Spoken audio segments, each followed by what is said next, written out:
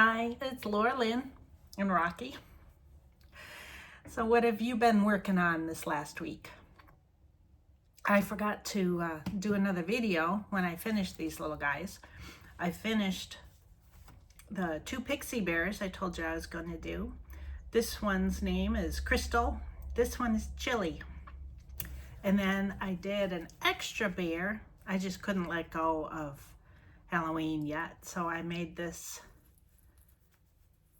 little guy here. His name is October.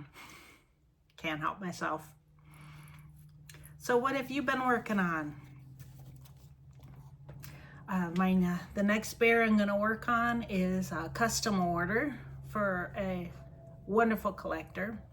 She has a bunch of some of my gingerbread bears, and so she's asked me for another gingerbread bear, so that's what I'll be starting on this week. So let me know, what are you working on? We'll see you later.